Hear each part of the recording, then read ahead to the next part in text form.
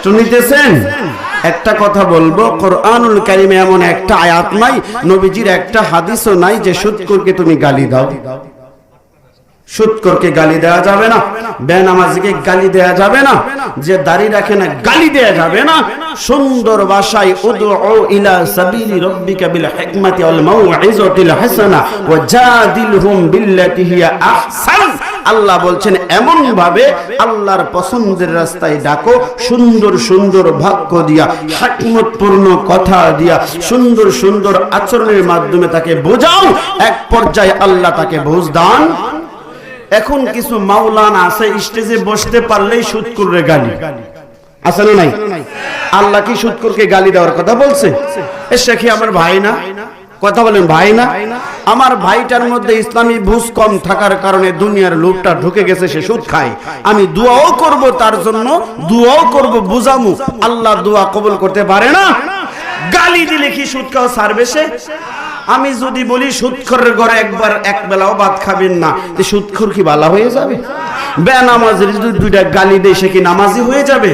তাহলে আমার চিন্তা করতে হবে ওইভাবে তাকে দাওয়াতটা আমি প্রেজেন্ট করব, যে দাওয়াতটার মধ্যে তার অন্তরে কোনো রকম কষ্ট আসবে। তাহলে কষ্ট যদি না আসে 14 নম্বর পারা 20 নম্বর পৃষ্ঠার এই আয়াতের আমল হয়। কোরআনের ওয়াজ যদি অন্তরে থাকে, আর কোরআনের ওয়াজ করলেই সুদখোর একসময় সুদ ছাইরা আল্লাহর ওলি হতে পারে।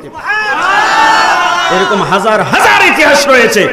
আমি আল্লাহর হস্তে বলবো, যারা আলোচনা করে প্রায় অনেকেই ওয়াজটা যেহেতু ইন্টারনেটে যাবে, এখানে যতটুকু মানুষ আছে আলহামদুলিল্লাহ ইন্টারনেটে লক্ষ লক্ষ মানুষ দেখে, কথা বলেন ঠিক কিনা?